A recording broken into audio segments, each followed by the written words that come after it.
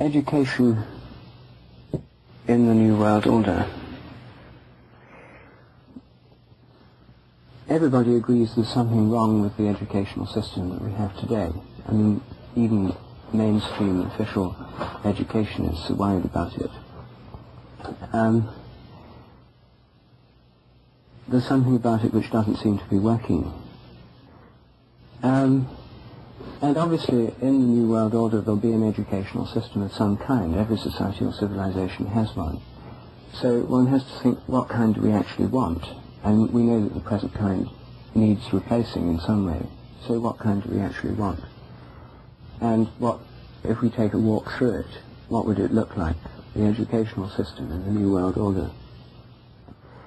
Well, I think that the first thing about it would be that education would recognize that it is in fact a form of initiation, that its entire archetypal role is that of an initiation process. The education, in fact, the present educational system mimics the initiatory process, indeed is a kind of initiatory process, where you go through the different exams. Like every initiatory, you have a training, you pass through a time of testing or trial, and some fail, others pass, and the pass ones are the initiates. And so at every level you have 11-year-olds, sort of 15-year high school graduations, college exams, Bachelor of Arts, Master of Arts, Doctor of Philosophy. I mean, these higher and higher degrees and qualifications, each of which involves its test of initiation, each of which, once initiated into that hierarchy in the academic grade within the academic hierarchy, people have a kind of official certification of higher and higher levels of education, recognized throughout our whole modern society, which pays great respect to things like academic qualifications. You'll get better job, you'll get better jobs, better employment opportunities, more respect. And that's, of course, why everyone wants these degrees, and why, to the despair of educators throughout the world, most college students passing through the universities seem to have so little real interest in the subjects they're studying. They want to, in the third world, it's very clear. They just want the degree, because with a BA or an MA, your entire social status has changed in India. And your marriage prospects, the size of dowry you can command, and so on. It's a quantifiable sliding scale of status. Anyway, this is the present educational system we have, and the present educational system is based on an initiatory model. And in fact, I think it is an initiation into a model. It's an initiation into what one could think of as the rationalist or humanist worldview, or mind set, frame of mind, way of thinking. And so one of the things that it does all along is to mean that the mind or the intellect is the predominant, godlike point of view from which everything is seen. So when you teach school children literature within this framework of this system that we've got now, this mechanistic, humanist, rationalist model, you don't just read them the great poems by sort of beating a drum and bringing the magic of the poem and going into the myth. You say this poem was written in 1635 by so-and-so, who was born in so-and-so, and you then learn all these facts about the poets, which you have dates of when they were born and died and that kind of thing, which you have to be able to know for exams. And then certain stock ways of analysing Shakespeare's plays, for example, for school exams, where such and such a character does this role, and here Shakespeare was borrowing from this tradition and putting this, and taking the whole thing to pieces by this kind of detached analytical mind. The same in the fine arts. As soon as this mind gets onto the arts, you've got the same thing. And this was painted by so-and-so in the school of so-and-so, bought by so-and-so in such and such a collection, and so on. So I think that all these ways of distancing and the self and bringing the rational, academic, trained mind as being the supreme point of view is the initiation into which this educational system works. It makes that the supreme arbiter, a kind of human reason. And so it's this kind of rationalistic humanism. So it is an initiation right now. The present educational system is an initiatory system. One has to recognize that, and each of its levels, like commencement, graduation day from high school and so on, are attended by impressive public ceremonies which, in the classic tradition of public initiation and recognition to a higher grade or status, look like a medieval guild or craft. It's one of the few realms in which that kind of world lives on, these hierarchical gradations, with robes and all the apparatus in the realm of science, of a scientific priesthood, in fact. And indeed it is the scientific priesthood envisaged by Bacon in the scientific world, the academic model, and the priestly role of the higher initiates in running and ordering society, the more educated. So we do have that kind of system, but in order to replace it, we obviously have to have not only just tinkering with the present system, which is entirely dedicated to that view of the world, and when it extends its baleful influence over the third world countries, as I've seen it do in Indian villages, as soon as the school comes in, and the secondary school, these kids go through that, they become alienated from tradition. They want to wear pants instead of dhotis. They want to work in cities instead of stay in the village. They want to have an office job, sort of with sitting behind a desk and being a kind of bureaucrat rather than getting their hands dirty. All these classical archetypes of a kind of Indian bourgeois aspiration take over, and they're alienated from the village culture in which they were educated. Most of them drop off and go to the cities, and the villages they sort of distill off, fortunately, for village life. But this, you can see this whole new frame of mind being introduced in the entire third world through UNESCO and through educational things. The first step is literacy. You've got to have them reading and writing, because then you can get across that what's in books is more important than what you actually feel or experience. Because books, the world of books, huge libraries and stuff, scientific journals, is vastly larger than anything any one of us could ever read, comprehend, or experience. So there's this overwhelming weight of fact which one can't but be in awe of and respect. And as soon as the more one's initiated into that world and the priesthood of the world of books and of the written word, then the more one's mind is bound up in that whole realm, and the more one's being's assimilated to it.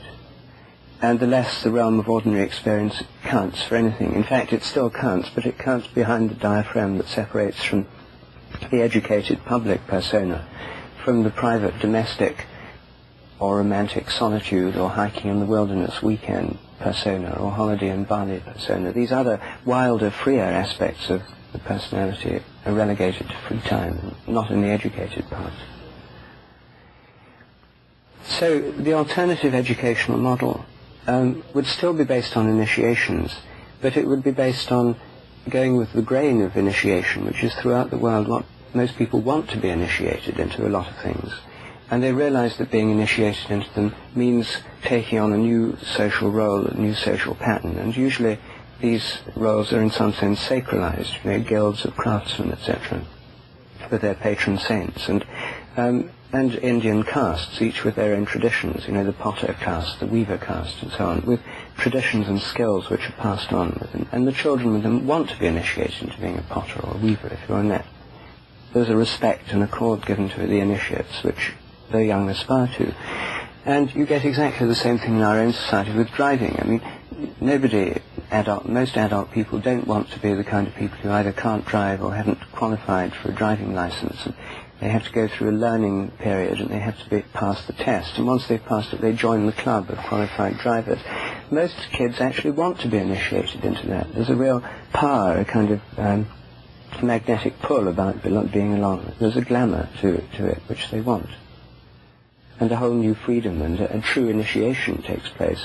And these are very deep, and people want to be initiated into swimming, into sex, into drugs of various kinds, into games, into skills and professions. These are basic desires for initiation.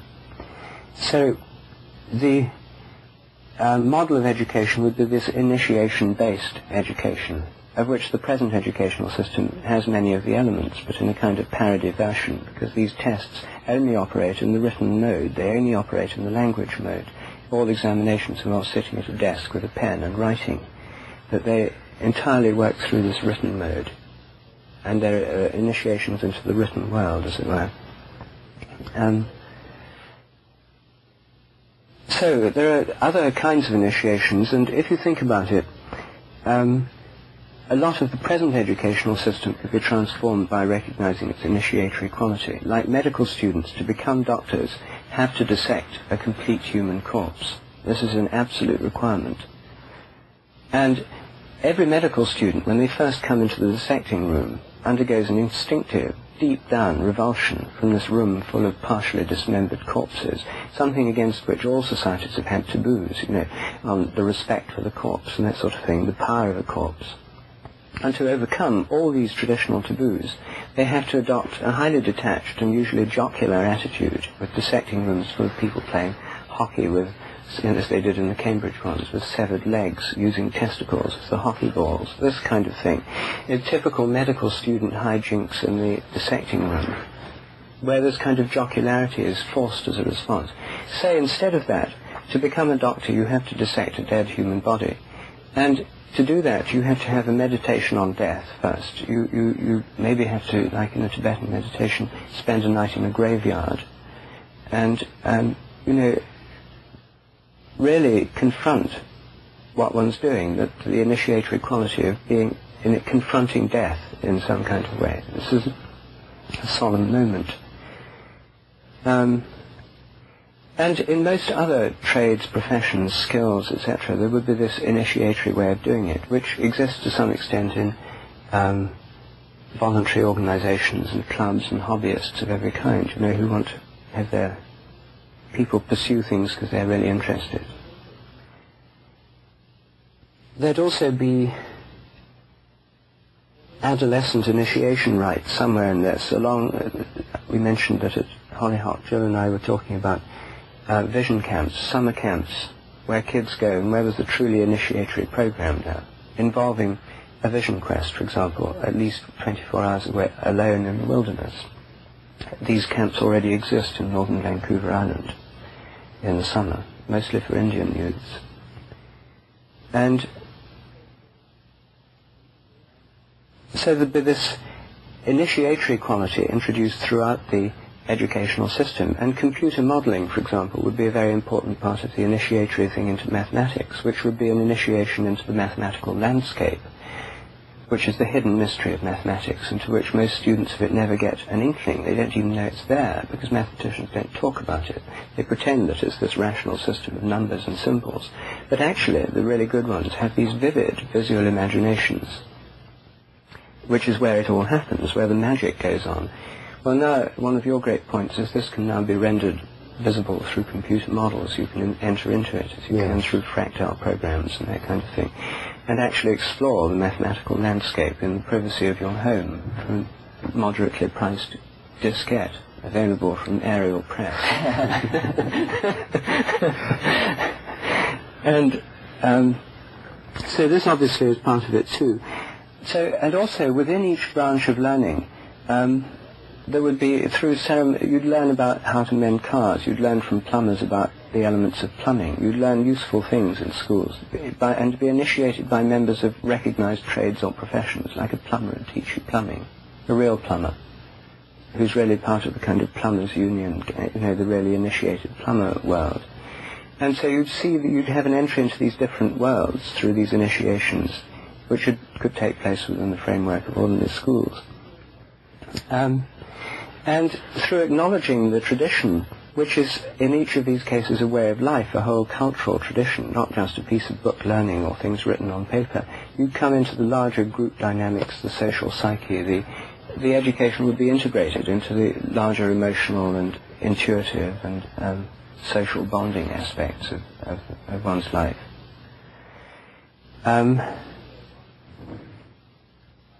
Anyway, one kind of educational system that has this initiatory quality to some extent is the workshop system, and this is the principal alternative educational system that has developed outside the orthodox one.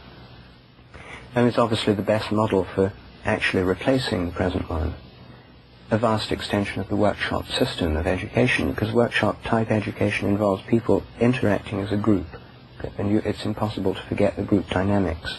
It's not just a teacher in a classroom who are meant to be quiet, although in fact what's going on is group dynamics of often turbulent kind. The workshop makes the group dynamics explicit, and is the model of people who actually want to learn something together, to make some new insight, to make some new step or experience or transition, which, at the end of which, Friday noon, they'll have actually been through a kind of group initiatory experience, which has involved a group bonding, a new shared way of seeing the world, a new consensus reality emerging, a new insight into self-transformation, etc. Initiatory hopes, anyway. The other thing is that, the other final point is that for the educational system to be transformed, each branch of it, each profession of it that already exists as a kind of guild, like mathematicians have their own kind of guild, and biochemists, and these are guilds with their founding fathers, their honoured traditions, etc. They're like guilds. Each one of them has to, from within itself, within the group, have a new vision of what it could be, like revisioning psychology, like Hillman's book. There's the revisioning model, revisioning medicine. What would happen if a group of doctors got together, led in a workshop-type format at somewhere like Esalen, and did things like shamanic chanting in a workshop format, and then also discussed what was their original vision in becoming a doctor, what was going right back to contact the original inspiration for each of them, and then tell it to other people. What did you see medicine could be? What's your experience of it as you've actually come into it? Limitations and so on. And what could a new vision of medicine be? A new kind of healing profession. This kind of revisioning could occur within each of the, what could a real botany be within the botanical? A real botany would be a science really related to the spirits of the plant world, as well with an understanding of their forms, names, colours, embryologies and so on, but essentially knowing in the greatest detail and relating to the spirits of the vegetative kingdom. So this would be what the new professions would be like, and they could be transformed, I think, by a whole transformation of consciousness that could come about in a group format within members of the profession, a whole new vision of what it could be. So, in summary, I think that in the New World Order, the educational model would be an education through initiation. The initiations will be things that people on the whole want to do and involve far more than just writing things down, but actually a real mental, physical and social competence to do whatever it is that needs to be done, which is what involved in real guild initiations, apprenticeships and so on. And that the workshop mode is probably the best model for what the new educational models would be like. And the professional groups that already exist to transform these traditions from within, which has to be done to maintain their organic integrity as a profession, and hence the source of ancient traditions which can actually have a mythic power and therefore help to transform. All this might happen in a new millennium and lead us into a new psychedelic world order. Well, it's very interesting. I agree. I think you put your finger on it, that this initiatory thing is the continuing thread from the archaic that could lead into the future, and that means there's reason for hope. The only thing I would really add to that is that when I imagine the educational system of the future, I think that part of our problem and how we reached this historical impasse was through accepting a kind of historical amnesia, and that the education of the future should have a tremendous focus on history. The educational system currently in place I take to have as its sort of paradigm the teaching of physics. In other words, the conveying of an extremely abstract, mathematically based description of nature that ushers into high engineering competence. And I would imagine in an ideal educational milieu in the future that perhaps the science of archaeology might replace the science of physics as the place where focus was to go. Most people are not aware of the revolution in information recovery ability that has occurred in archaeology in the last even 10 years. so that in a sense a kind of telescope into the past is being erected by the world archaeological community, and teaching this is a way of re-anchoring ourselves from the post-industrial notion of history as a kind of trendless fluctuation or a class struggle or some of these other very disensouled models of what the human journey through time is. So I think we have fallen into a kind of historical amnesia. This has blunted the acuity of our political decision making, and that part of reforming education has to be to teach people that history is a system of interlocking resonances in which they are embedded, and they are going to be called upon to make decisions which will affect the state of life on this planet millennia in the future. So without a complete knowledge of history that is seamless from the birth of the universe down to yesterday's headline, we're not in a position to act toward our best interests. And I take education broadly to be the inculcation of attitudes that cause us to act generally in the interest of all.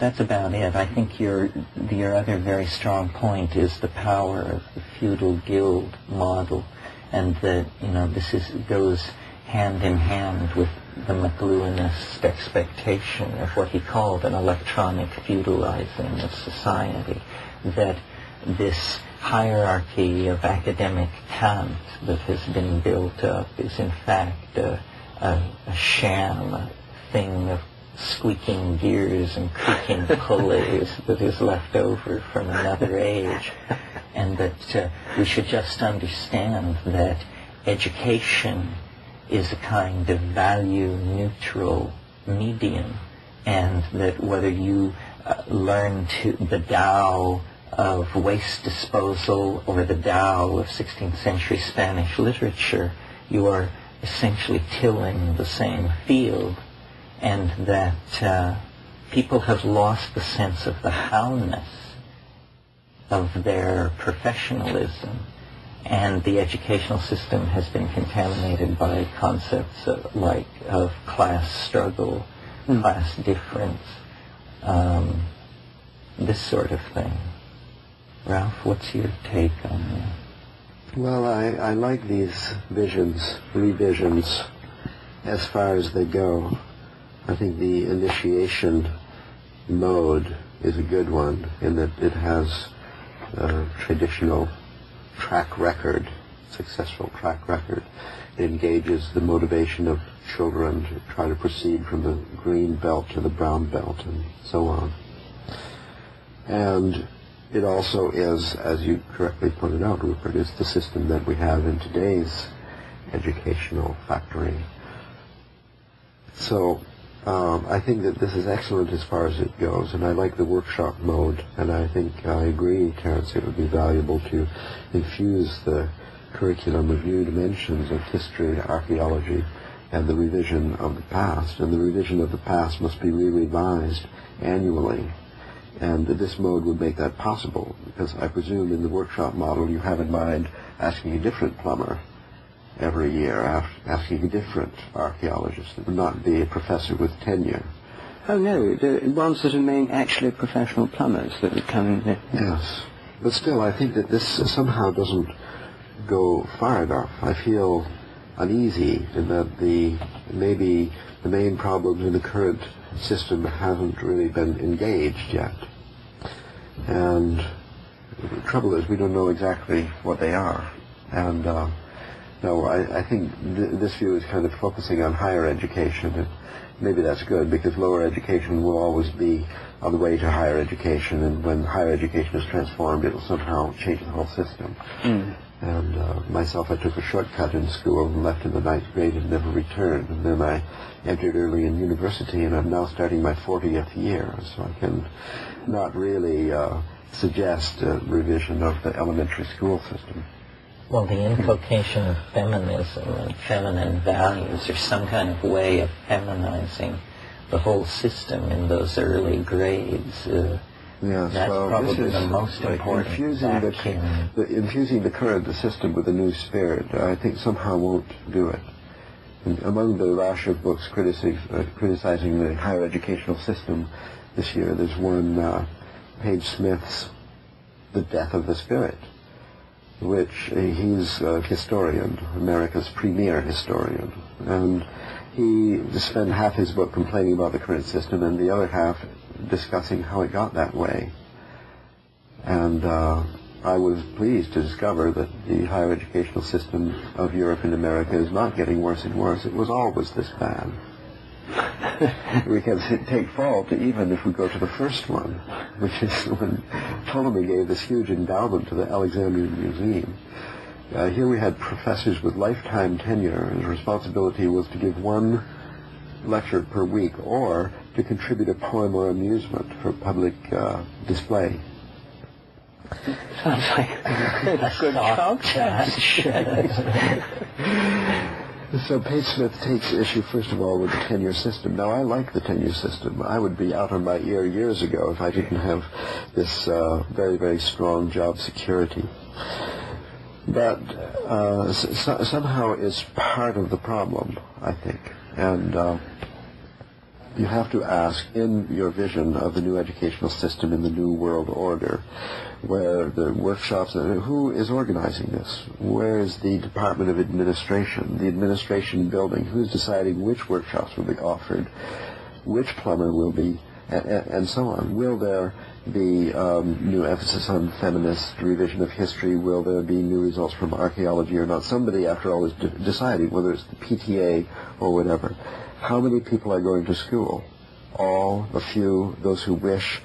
Rewards will be offered, yes or no? I mean, these things have to do with nitty-gritty, the nuts and bolts of running a school system. And as the system evolves, or devolves would be more honest, since we don't expect it to get better and better in the course of time, somehow the paths of devolution, the seeds would be contained in this administrative system put in place in the beginning. Who is in charge? The students participate in decisions and so on. Then, even with the initiation model, I find some anxiety in thinking about this, because we have in the current initiation system, there are two different roles in the initiation that in the beginning of your introduction you alluded. One is initiation, as with the corpse, and the other is valuation, the accreditation, a guarantee to the world that this doctor has reached a certain level of skill and is therefore accredited, authorized to dispense antibiotic medicines by prescription. That means that in the initiation there has to be a test. And in the test, usually verbal, as you said, although when I was an engineering student, we had to pass the welding course. The test was given by a tensile test machine. Oh, in the sciences, practical as well, of course. Yes. So I, as a teacher, always hated this testing aspect and claimed other people should do it. I'm only willing to teach people who want to learn from me. That is my only role that I accept. But nevertheless, I must write letters of recommendation. Students who have been friends, who have respected me, who now beg me to assist them by writing a letter of recommendation. I must say that this student reached a certain level. I don't even know what level the student reached. And whatever I thought it was, I'm not sure. And even if I was sure, I wouldn't know how to say it in a sentence. I hate this role. And I hate grading tests and trying to figure out where to place the lines between the grades A, B, C, or whatever. So the testing aspect and the initiatory aspect must not necessarily to be combined into a single tool, function, or whatever. No. And so I like the initiation, I don't like the testing, and yet if you don't have the testing, then the educational system is somehow failing its mission to society in doing one of the things that society asks it to do, which is to produce tradesmen. You see, I don't accept plumbing in the educational curriculum. Everybody should learn computer programming and other kinds of plumbing, of course. But I think the heart of the curriculum, the school system, should somehow transcend the trades and the apprenticeship for a profession and the learning of basic skills, walk, run, jump, eat a complete diet, and so on. Where is spiritual value? Where is moral and ethical value? Where is the fabric of society, as it were? Where is that taught? If not in the school, then embedded in soap operas or where? Somehow the curriculum has to have a spiritual, moral, well, social values, which could fit in the workshop mode, which could be consistent with the initiatory, but have nothing to do with the trade school and the trade union. More, there would be maybe some spiritual elite, some professors of moral philosophy. We would have Plato and Socrates would be leading a workshop, something like that. Then I could see that it fits in this mode. But somehow, whoever is arranging the workshop in plumbing and who's arranging the workshop in spiritual value, this must be, I guess, differently qualified people. Finally, I think this, another thing that has crippled the modern university is isolation of the specialties. And I don't see in this new vision a way of dealing with that. I think that besides the workshop with one leader, we must have workshops with Trialogue leaders so that the interplay of the different specialties could be given due time, in fact, equal time with specialties. I don't propose, as many people do, to replace courses in specialties completely with interdisciplinary courses.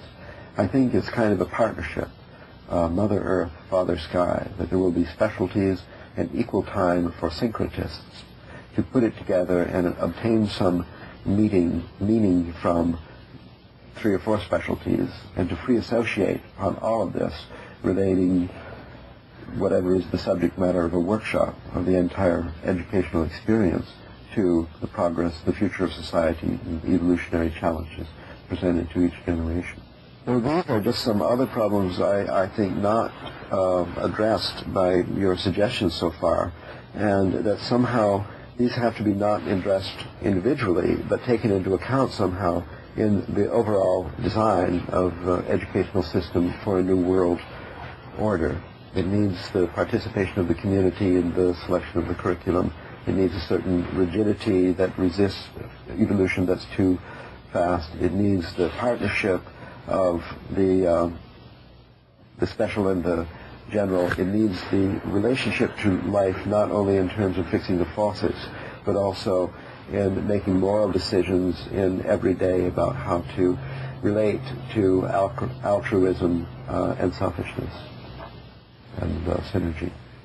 And I have no idea how to do this, how to change the system. I just think that what you've suggested is the beginning of an evolutionary track, very similar to the one that we're now on, and in the course of just a few years or generations would result in the same mess that we now have. We need a new idea. Well, I mean, what's obviously the element lacking from what I talked about and which you draw attention to is largely the kind of spiritual dimension, because I was talking about a reformed secular educational system, taking for granted the fact that the present educational system is secular. Now, if one can think of a spiritually based educational system, then it's in a completely different realm of possibilities. The problem, however, is that if it were Christian-based, then all the Jews, Muslims, Hindus, and atheists would object. If it were Jewish, all the rest, and if it were Hindu, then fundamentalist Christian parents would object. What's stymied, one of the terrible impasses of the modern educational system is because of secular pluralism, and because the importance secular pluralism has for the modern political ideology, which is this kind of humanist, capitalist, free market idea. I mean, it's a very important feature. It means that no one spiritual traditional practice can be used in schools. I mean, except in explicitly Roman Catholic schools or Jewish schools or Muslim schools, which is why a lot of people want separate Roman Catholic, Jewish, Muslim schools, exactly because they do think this is important. But in the secular system, you can't do it. So there's a terrible blockage there. And the only way to overcome this problem would be to have a new official world order, which could empower, accredit, etc., which is not the secular state, because the secular state, by its very nature, is desacralized. It's a humanist concept. Mm-hmm. So the thing is that this revolution would have to go a long way if you want the entire package. A long way. We want to go a long require way. some kind of new religious consensus into which people could be initiated. Now, I think that's perhaps hoping for too much. And my more moderate suggestion would be, firstly, that each initiation has to involve a real experience at different levels of reality. So like archaeology, you wouldn't just study in books and see slides and videos of these things. You'd have to go to certain sacred places and maybe spend the night there alone, if it was that kind, or the day there, or whatever, so that you actually came to know the spirits of these places that you've been talking about, the kinds of places. You knew it directly from real experience. And you'd also do this kind of thing. If it had this vision quest element, you'd have a group initiation quality to it as well, and the sense of initiation into social groups and the honor of groups and so on, which would be a series of self-regulating societies which would be models. Then, if for the entire society to have a system of regulation, you need to have official state rights, like they do in Japan through the Shinto religion and the emperor, and as we do in Britain through the monarchy, and still acknowledged official state rights, like the royal opening of Parliament, praying for the Queen, and that kind of thing. But most countries don't have the possibility of transforming that system. In Britain we do, and I think the problem is quite different here in America, because American politics is based on a different model, a desacralized model. Yes. So the alternative is the American way would be to have a free-for-all, and how it would work is this.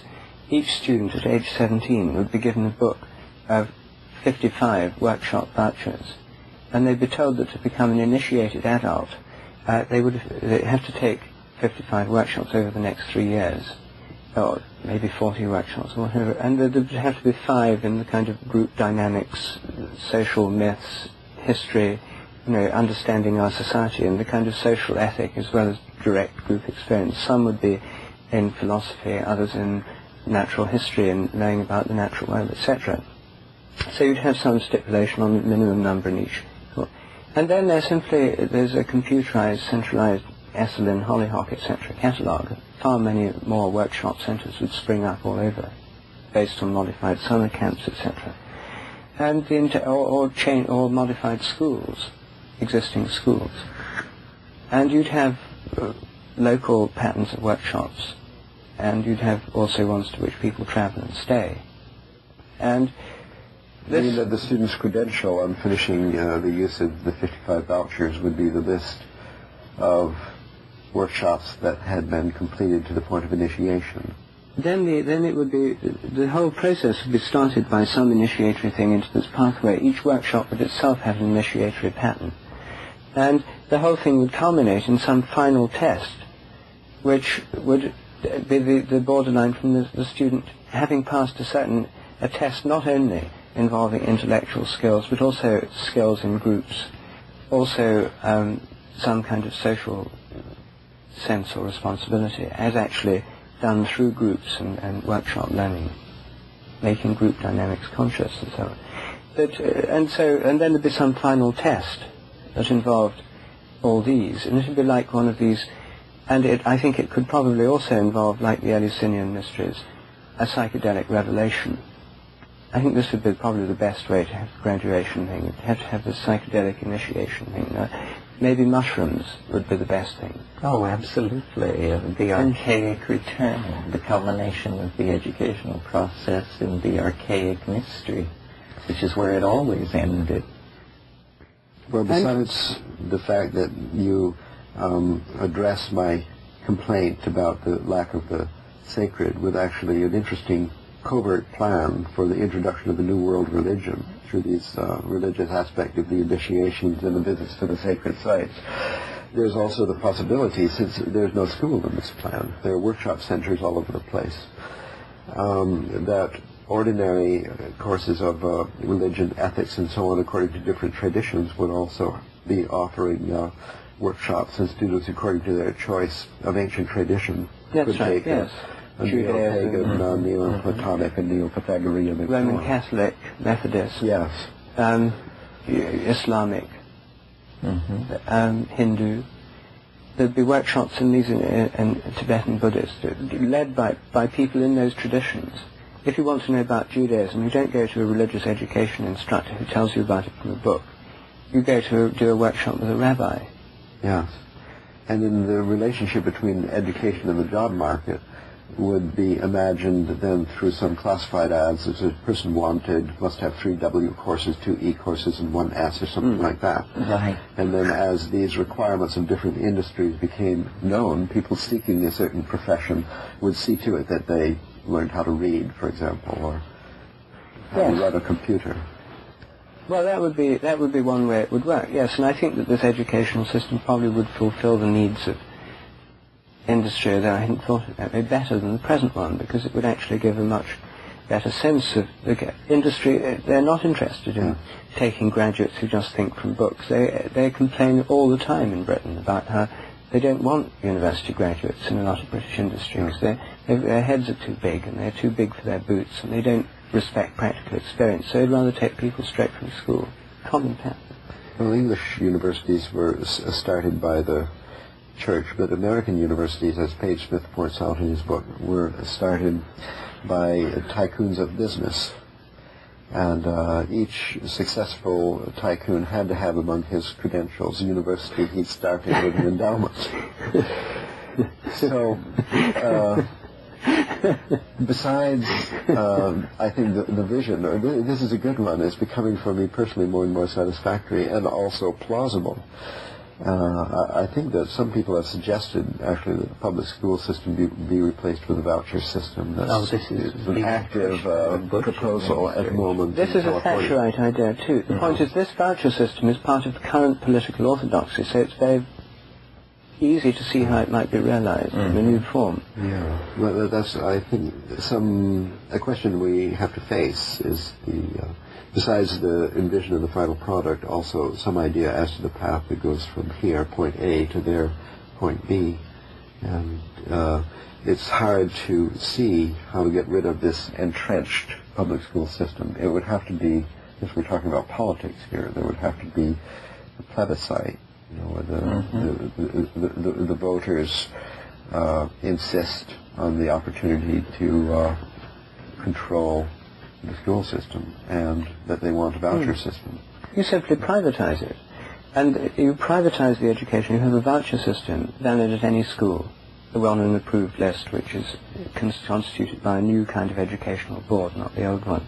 And the approved list includes Waldorf schools, Montessori schools, it would include Catholic schools, Islamic schools. I mean, there'd be a whole range of accredited schools, including former public schools, which would now become sort of autonomous town schools or something. They'd compete in the open market. And this system would be it'd be pluralistic. It would be extremely responsive to what people actually want and what parents and students are really interested in. And it would have the advantage of being very decentralized and self-regulating. School as a business. Yes. That you're proposing. Well, right now, school is a business. It's a professional career. The only thing is that it's administered by money taken from us through taxes and administered through a centralized bureaucracy for a bureaucratic organization. Now, school is a business. Both ways, we're paying for it. I mean, it's not coming free either way. Right. But the way that you can deal with this is the voucher system are issued by the government to each student, by the Ministry of Education. When you're 18, you get a book of vouchers. Probably medical schools and attorneys and so on would continue more or less as at present.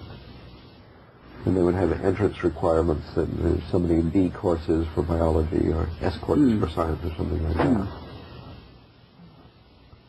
But I think that you see the voucher system, the workshop mode, like you see the other side of this is the reform of the existing professions. Because if you have a group of astronomers, for example, revisioning astronomy, a workshop weekend led by some astronomer plus maybe Terence or you or somebody or me, an outside person also to be part of the workshop. It may be children leading some chanting.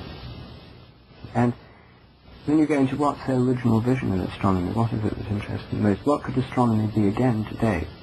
Well, one thing it could be is helping to reconnect people with the heavens, designing these henges that we were talking about, setting these things where you know where Jupiter and things, so that this goes into every school, and so that children actually learn about the heavens. This would be, then there'd be things where people who are learning astronomy go out at night, have classes at night under the stars and learn the constellations and have tests in how well they know them. So astronomy related once more to the actual heavens. That would be the new vision in astronomy, which would the direct experience, including maybe communicating with stars and the subject of star spirit, together with all the stuff on radio pulsing nebulae and quasars and stuff. Yes.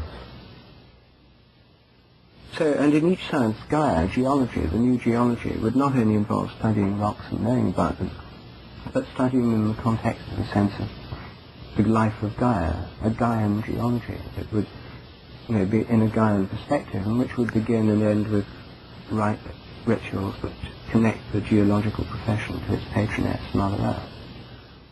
Well, as the bond issue and the plebiscite are put on the ballot and passed, and the students are issued the booklets of 55 vouchers, and the new structure is put in place and simply begins, there still may remain a terrific lack of teachers who would wish to or be able to offer such courses. That the ignorance of the meaning of the ancient sites and the significance of the stars and so on can't be overcome in a day. So chances are in the new form, people would continue teaching exactly what they teach today, and that the workshop of astronomers to revision astronomy and so on would not have a very quick feedback, or maybe any feedback, into the curriculum or the actual conduct of the school, so that while they envisioned a new astronomical profession, that the workshops at all the workshop centers kept on teaching the old one. Somehow there would have to be a miracle to get the whole system onto a new track. And this wouldn't happen overnight. The resacralization aspect that we are mostly longing for could never happen, might never happen. Well, I think we need to trigger it. Well, I think that it would have to happen in this new model. You wouldn't just get a booklet of vouchers through the post. To start your path, you'd now be entering the stage of a kind of apprenticeship or learning. There'd be an initiation ceremony, and you could be initiated in any one of a number of ways, through a Christian, Jewish, Muslim. Each religion could run, or if you didn't want to have any of the ones offered by the various religions, the New World religion would always be a possibility. There'd be a new world, there'd be a chance for free enterprise in this area, sort of New Age initiation, with vague stuff about crystals and green feminists. Yes, that kind of thing. There'd be all sorts of, but you'd have to go through one of these initiations, which would be based on initiating you on the path you're going on and calling in blessings on your journey and that kind of thing. Then you get your book of vouchers as part of this ceremony. And this happens at a sacred place of your choice. I mean, you're not forced to go through any one tradition. So setting up that particular system of initiation rites would be the key step for switching the whole system onto a new path. Yes. You'd have to sort of engineer that. That would be fairly easy, though, because you'd say the importance of initiation for the psychology of children as its vast importance is now universally recognized. I mean, you can make a strong case that therefore our educational system needs to have a more initiatory quality.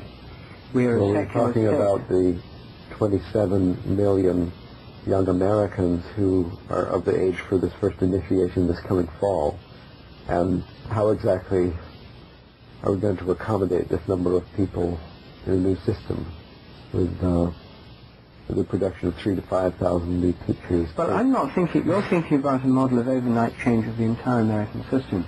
I'm thinking of a pioneering experiment in a limited area. That slowly grows if it deserves to. The thing is, the way that things happen organically in society, you never convert a system without some prior model of it working.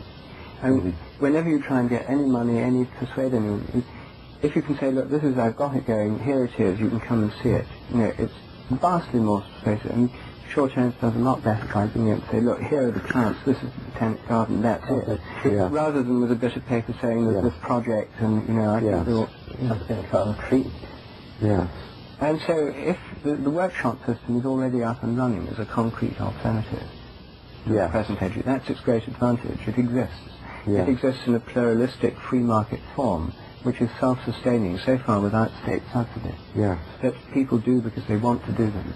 And they want to do them because they know that in the workshop they'll, on balance, come out feeling better than when they went in. So it's not much growing now, but perhaps if people did have vouchers, then it would suddenly start a rapid I think it would be. I think it would be a completely new format because at present no one aged 18 goes to the workshop. It's a system of education entirely for the middle-aged. It's What made an oversight. Yes, no, he's on to something. It's made no contact. How with could the you world of people possibly under about attract an 18-year-old to a workshop? What would be necessary? He used to talk about psychedelic drugs. I get him. Not You get quite them. 18, but 20 Oh, I think to 25. I think if we did dialogues on morphic resonance and chaos and psychedelics and trialogues, I think there are a lot of Younger crowd. yes. If right now they have to pay $385. They don't have the They money. don't have the money, they don't have the People don't have vouchers. money. The problem with the workshop system is because it's self-financing, it's expensive to do. What about Esalen giving, what do you call them, scholarships for young people? Now, there's that an would be- idea. That would be, yes, well that would be all right, but I think it would be a kind of token thing at Esalen. I think that they maybe have to have some young people's workshops here. That would be it, 2 or 3 a year, where they're offered at a much reduced price. Yeah. And that the people who come on them have to be recommended by somebody who's been to Esalen, something like that. So it would create the sense of the Esalen community. Oh, we have to recommend this to Steve because we're really lacking that generation now. It's a serious problem. You know, the Lindisfarne Fellowship, which is just one of these many invisible colleges existing around the globe, I think they're valuable. It's now proposing to dissolve itself on its 20th birthday because there is no coming generation. People are dying of old age and nobody knows a young person to introduce into the circle. So this is a tremendous hole in our bucket. Exactly. Well, this is exactly where there's a tremendous scope for the initiatory model. You see, the Esalen, coming to Esalen is a kind of initiation for most people. Whenever you come here for the first time, it has an initiatory quality. And most people are the initiates who have an easy familiarity with things like hot tubs and getting to wet towels and gas and that kind of thing. So, if you create, there's one group of initiates, the teenage workshops, the 18 to 20-year-old workshops that happen at Esalen, which are initiations into kind of Gestalt and the kind of things that happen here, and you talking about EMT and so on, which, to get there you have to be recommended by someone who's been here, and therefore there's a much greater sense of initiation into this. Well, the fact is, a lot of teenagers may not know that this world exists, or if they do, have a totally distorted view, but it is an independent, autonomous adult world, and that's exactly what people want to be initiated into. So the sense of a kind of somewhat more mysterious realm of possibility they didn't know about. This is a real thing. There is a whole world that most people don't know about. I think that's a great idea. We should end this trialogue and run out immediately and grab Steve and Nancy. Tell them on the Esalen Youth Program. But you see, things like in schools, like the initiatory things you could do here, like I did on my Rebirth of Nature weekend. One of the things everyone did was the tree ceremony, you know, where you go out to the tree and you ask the tree 4 questions, and it's north, south, east, west side, the tree oracle.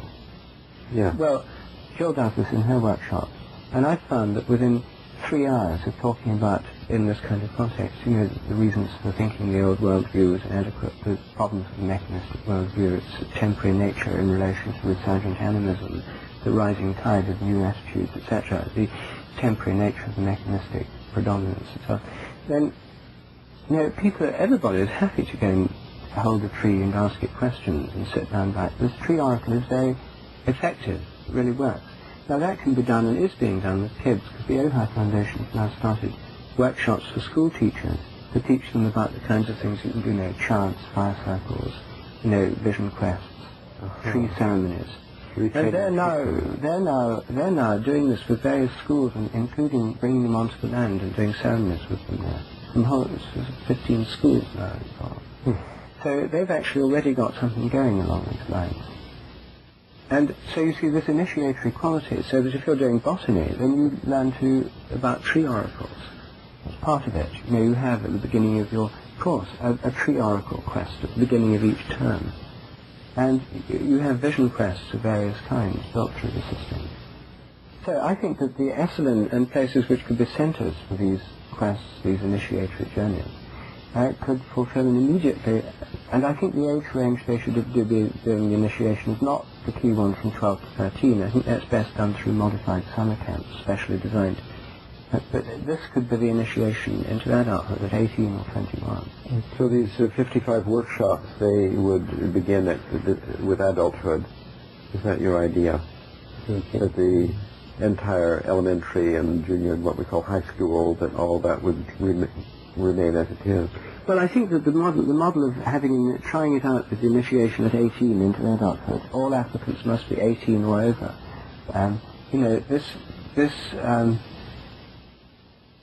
This would be a pioneering thing that we could talk to Steve about. It could happen in 6 months' time right here. Yeah. Now, the other thing that we're talking about is to change the initiation through summer camps, since none of us are in elementary or primary or middle school education. But if you are in that, it's quite easy to do.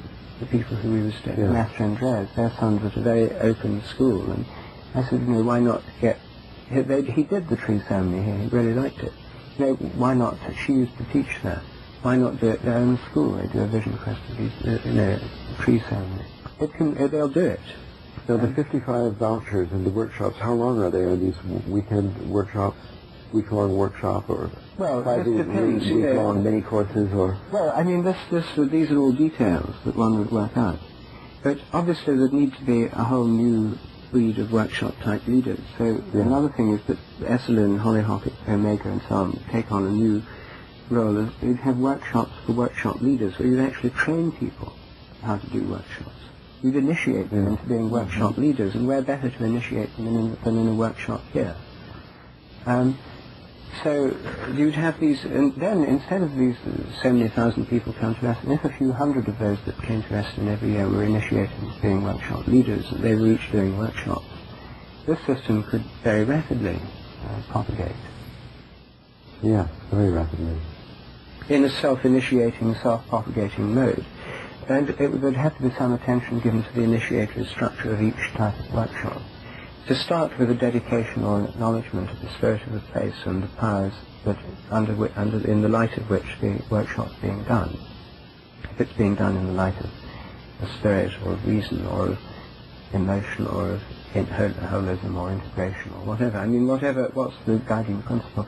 An initial ceremony and a closing ceremony and some kind of opening, dedication, chant, or... I mean, this is a pattern of most workshops anyway. And so initiating people into workshop leading would very easily, very naturally be modified, I think. And I don't think even one would have to write the program for it. I think that people would work it out themselves in the workshop corner. Somehow standards would be maintained for workshops, at least at the most famous workshop centers. Yes, there would and be then some monitoring. It wouldn't be only the popularity of a certain workshop which guaranteed its continued existence. It would have to, for example, we wouldn't want to continue some workshop that only taught that the body is the body.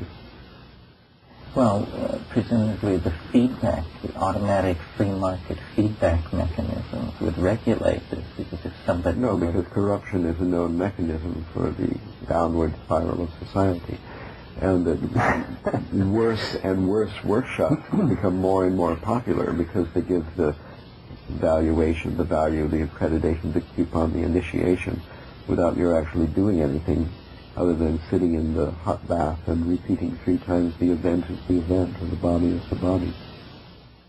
Well, what you're implying is what you sought to avoid, which is that there has to be a second entity which tests the workshop graduate to see what I want to avoid that. Well, it could be intrinsic in that industries would not employ somebody just from having graduated, that is to say, spent 55 vouchers. They would insist on the courses from some of their favorite teachers or institutions, as obviously a bachelor's degree from Stanford is worth more than a bachelor's degree from Great Western. Well, a corporation could post a list of courses that would enhance your likelihood of being hired by them. And then you could choose for yourself whether or not to include those in your, as you formed your curriculum. So this is the self-organizational model. Highly self-organizational. I think it's quite good. I think so. It sounds doable also. Very quality of most of these schemes. Well, we'd have to persuade, industries would have to suddenly start opening their doors to graduates of the new system. And this, of course, was a great inhibition for students choosing UC Santa Cruz, although they did, because it was considered a great experiment in its early days, 20 years ago. Well, you would have to go to people like Lawrence Rockefeller and Andrew Mellon and people like that to get a group of corporations to commit to accepting and hiring on the alternative. Yeah, two of the great railroad magnates of today would not yet endowed a university. Well, you could go to Apple Computer and for example to them, or you could go to some of these hip haberdashers, Esprit and so forth. Well, listen, these are big corporations. Yeah. Well, you could start it actually with just a system, a voluntary system right now. You could offer these scholarships where you have to be recommended by an alumnus of one of the existing, Omega or Epsilon or something. And you get these scholarships for, say, 5 workshop vouchers, down over a 6-month period or something. And with a beginning ceremony and an ending ceremony for the whole thing, as this kind of initiation into adult. This could be started right away. And, they could do them in their vacations or in their summer vacation. It could fit in even with a standard student life pattern. But there'd be then this category of people who'd had a different kind of initiation, and each of them, when they went back to their college or university, people would be curious about what they'd done, and whatever it is they'd done, whatever they said they did, would be quite intriguing to a lot of people. So the New World System would actually begin with its educational program, and the New World System educational program would have to have a pilot project, which I guess would be the New Village.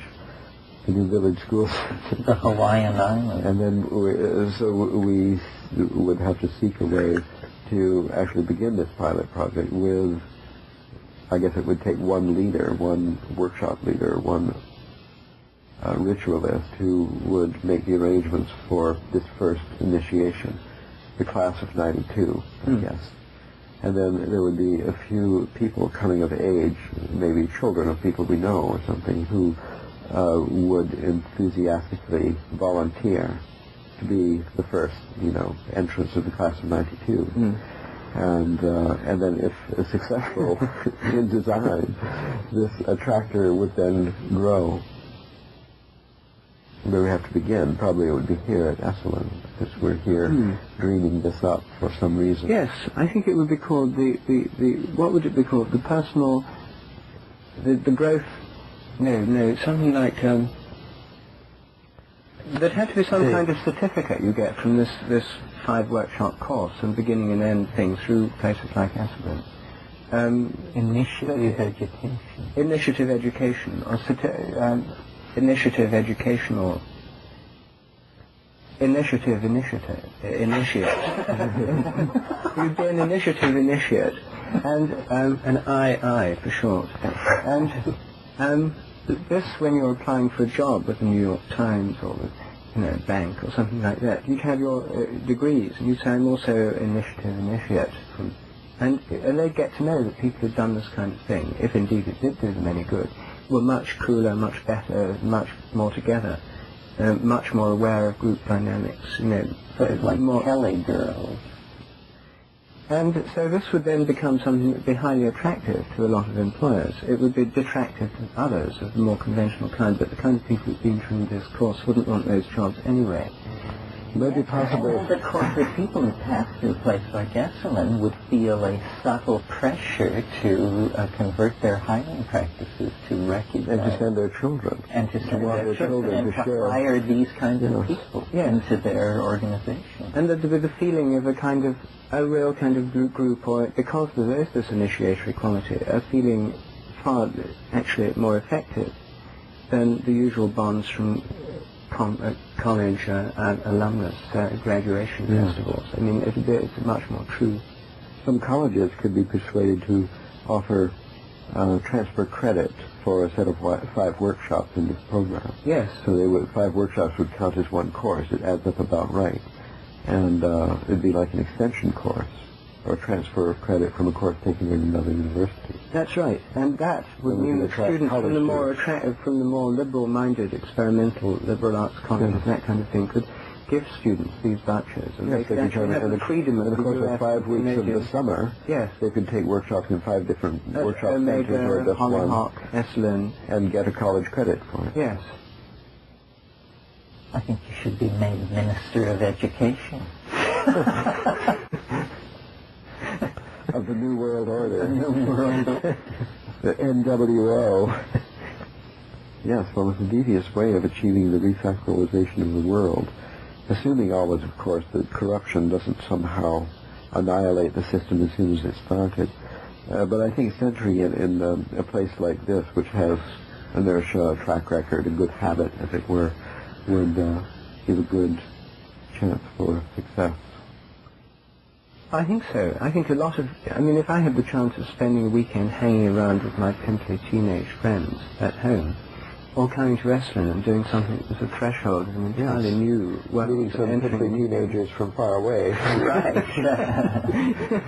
Well, I went to a summer camp when I was... of both sexes. Yeah, from age 9 to 13 or something, I went to a summer camp for musical prodigies. And no one went there unless they were interested in music. And anybody who was really interested in music went to this particular camp. It was a great escape from a small town in Vermont, because I went there were a lot of kids from Philadelphia and New York and Miami and so on. And they were very exciting. And mostly we played music together. But such things, specialized camps to learn ballet, sports and so on, they exist. And some of them have track record. They have terrific reputation compared to other ones for the quality of the faculty, also the quality of the students. And such summer, particularly the summer youth program at Esalen, would give it a huge additional scope.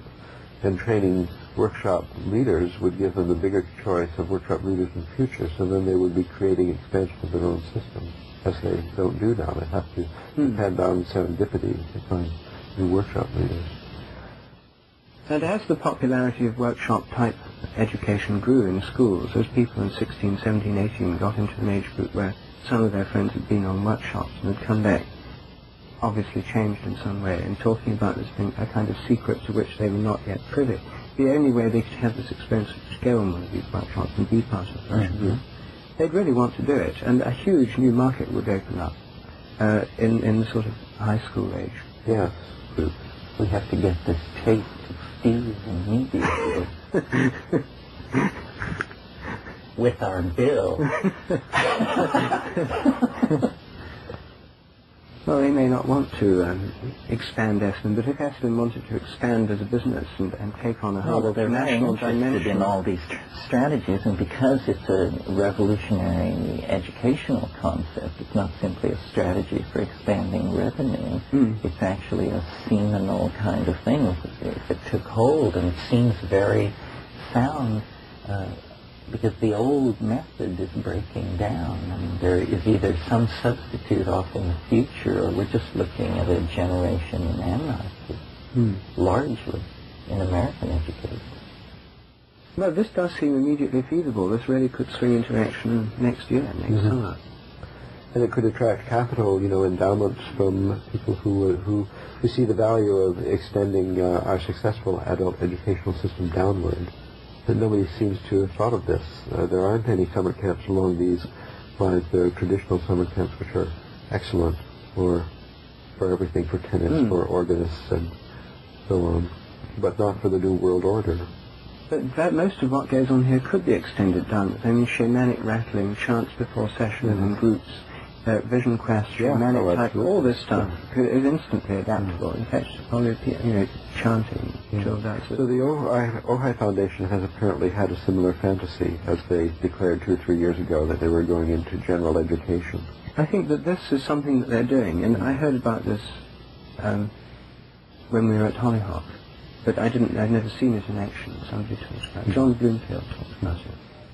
About a voucher system? No, about Ojai training school teachers. Oh. Who then the teachers can bring some of the groups to the land, and they do vision quests, they do tree ceremonies, they do medicine wheel circles, sweat lodges, all this kind of thing. And I suppose there are private schools that are participating, but the kids love it. It's an incredibly successful program. Formerly they had to go to Berlin to be able to do this. But now they can do this right here in the Native American heartland. So I think that there's plenty of scope for starting straight away. And yes, and for competing in systems and different versions, varieties, different flavors of the idea could be instituted in different locations, because there's an infinite market, essentially. And right now, people under 25 are totally insulated from this. When I give talks in Germany, in England, here in America, in the kinds of places I'm usually invited to give them, or conferences, the age range is from 35 to 50. Exactly. When I'm invited to give talks in universities, which in many ways I prefer, not because I like the structure, there's the kind of hierarchical structure of the professor, the lecture theatre, and all that kind of thing. But the face is full of bright, eager eyes, 18, 17, 19, 20. Yes. It's a totally different experience. And when I gave my lecture at the University of Bern, on my German Swiss tour, the only university one I did on the trip, it was much the best. There were 250 people in the Botany Institute. I was introduced by the man who invited me. He was a visionary, holistic botanist who really likes the idea of morphic resonance and understanding the evolution of plant form. Quite enthusiastic. But all the professors from different faculties, students and so on, the whole thing in English, no translation. And the atmosphere was absolutely electric, and these kids had never heard this kind of view. I mean, it was totally new. They're normally insulated completely from ideas we take for granted. And they were extremely interested, very excited. Everyone was excited, positive, enthusiastic. It was a really wonderful event. Well, my courses in history of mathematics in Santa Cruz have a very enthusiastic audience. And my feeling is that this is sort of the radical fringe of the student population in Santa Cruz. So there's 10,000 students. I get 50, 60, or 70 of them once a year. But these people are very responsive, and they love the hermetic arts, magic, astrology, alchemy, and so on. They're seriously excited. They're really turned on by it, and they do great research and study, and they know a lot already because they've been studying in the closet. And this is their first opportunity to come out and see that other people are also interested in this and connect up and have fun and be able to do it together. So what we do is introduce this parallel system which operates alongside the existing system, but it becomes so powerful an attractor as it impacts on schools as 6, 17, 18-year-olds go to the Esalen and other summer programs, and they go back and tell their friends, school was nothing like this. And it's really fun. Well, I think this is really our best and most revolutionary everyone will want to do it. I think it's a good idea. And it'll spread enormously fast, I think, if it becomes something that slightly older people do. That see the possibility of the CIA instituting some negative publicity action on us, such as older teacher, younger student taking drugs, communing with tree, or some kind of thing. Such as they're very paranoid about this kind of negative publicity here ruining, and for this reason they may not want anybody age 16 or less hanging around because of the danger of scandal. Make it 18 to 23. For a start. I think make it 18 to 23 for a start. And then the parallel for the sort of 11 to 13, this kind of puberty initiation, the parallel, which is often associated with transferring to a different grade of school, or being in a middle school or whatever. That whole thing is ceremonialized, or at least puberty rites through vision camps. But the people who best handle that are the people who run kids' summer camps with Yes. Many of which do have another dimension and get back to nature, that kind of Yes, thing. and they have the watchdog mechanisms in place. And they have campfires and so on. I mean, people from that world come to a workshop at Esalen where there's an exploration of new revisioning education. Yeah. And the two are discussed together and they go back and work out models that work there. Meanwhile, this new one works out here. We can handle, the people at Esalen can handle in general this age group, I think. Yes. 18 to Yeah, I think. Yes. We'll start by the revision of higher education, as they call it, 18 to 23. That's the university age bracket. And this would create such a powerful competing attractor, because the more people know that it's more fun than that system, and the more the possibility of doing it through or within the traditional system by vouchers or going out and getting credits, the more and more people will want to do it. Yes. And I think that it would then, the traditional system's faults have become more and more apparent, because more and more people within it would have had another take on what education could be like. Yeah. And I think that morale would rapidly crumble and would be faced with it, since they'd already got it, by reform they could introduce more of this kind of thing. Teachers would be rushing to take courses in the new methods. Yes, through the new methods. So that they could compete successfully with their neighboring teachers for students. Who wants to have an empty homeroom? That's right. No, this is free market economics working in yet another area. Yeah. Because right now education is one of the areas that's been insulated from free market economics by being a state monopoly run by a bureaucratic institution and operated by an old-style hierarchical priesthood with higher universities at the top and higher degrees at the top, and all teachers in regular schools in awe of all these people with higher degrees because they're lower officially, they're like deacons. There are bishops out there, archbishops and cardinals and so on. So it would dismantle, it's one of the last bastions of the old hierarchical order.